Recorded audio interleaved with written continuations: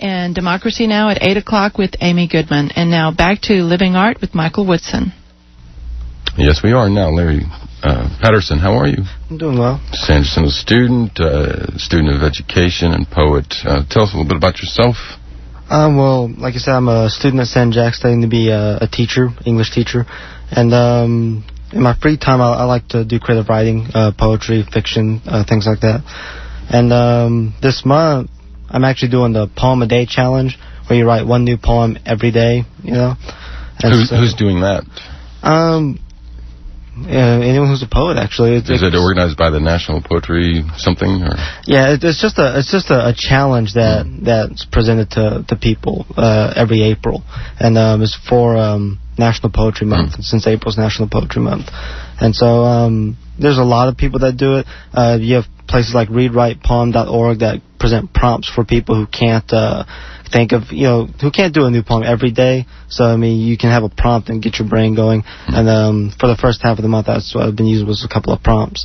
And so, but yeah. And you're going to go ahead and perform a poem, man?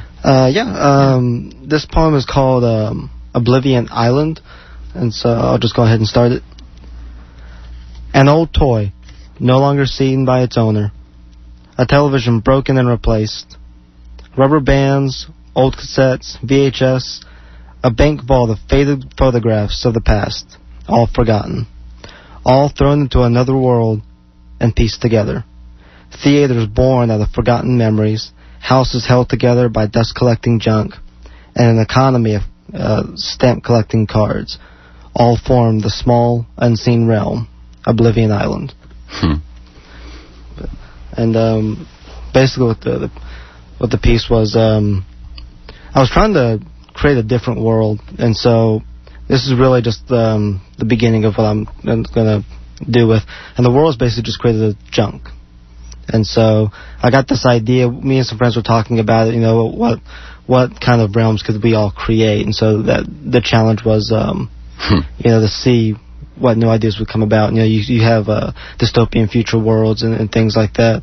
And so I took the idea and I just went completely different. And Oblivion Island. Yeah. How's that not a dystopia? Well, it is in a sense. I mean, because you're living in a world of junk. You know, it's not like you're living in money or gold. It's dust collecting junk. You know, you have like old antiques and houses held together by duct tape and rubber bands. So, but the idea is no one's ever going to remember this stuff. That's why it's made of junk. No one remembers, you know, an old photograph, or no one remembers a rubber band lying on the floor. That's why it's in this world, because no one ever thinks about it. You're kind of focused on the neglected, the overlooked, that kind of thing. Yeah. And what detail? So much detail that we just, you know, selectively push out or ignore. Huh? Yeah, a lot of forgotten details like that. Yeah. What did you get into English? What's your interest there? Well, the interest in English. I've loved to do creative writing ever since I was in high school, and so when you do creative writing, you also have that kind of passion for literature as well. And the thing that really got me into literature was the science fiction and the horror genres, and I've always loved to read stuff like Orwell and Lovecraft and things like that. And so that's pretty much what got me into English, was just reading the different science fiction and horror genres. What are your favorite novels or stories then? Well, I have a few different ones. I've always enjoyed 1984 by Orwell and Zamyatin's We. But one of them that's not a science fiction novel is by Hubert Selby Jr. That's called Requiem for a Dream. That's always been one of my favorite novels. Made into a movie, huh? Yeah, it was made into a movie by Darren Aronofsky. We just have a few minutes, but why did you like that? Why do you like that so much? The Requiem.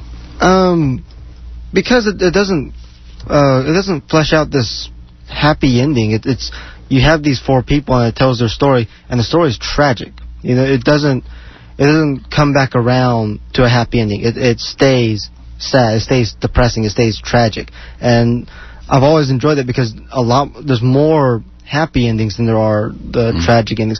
And now today there's more. They're starting to come out with more tragic endings, but not predictably. Not predictably, no. Happy, yeah.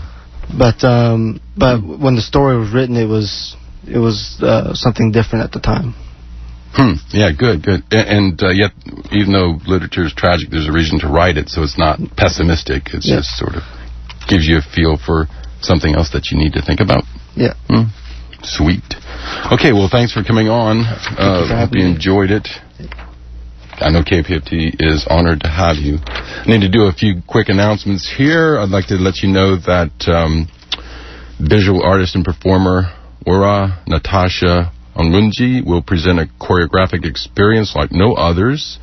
The world premiere of 100 Black Women, 100 Actions of Visual, Physical, and Artistic Language inspired by revolutionary acts of power by Black women from around the world. And it's going to be at Fusebox Festival 2010.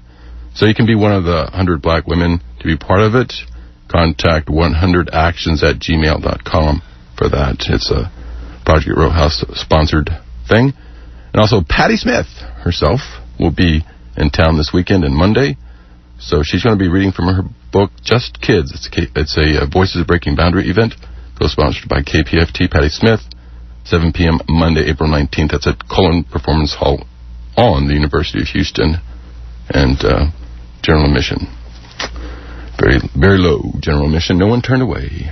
And I think that does it for Living Art. Got anything else, Laura? I don't know that we...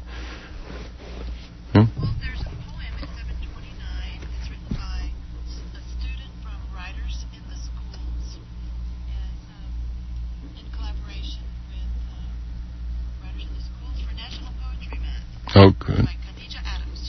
Good work over there with Wits and Robin Riegler. So that does it for Living Art. Thanks so much for listening to Living Art today. I'm Michael Woodson. It's April 16th. Have a great weekend.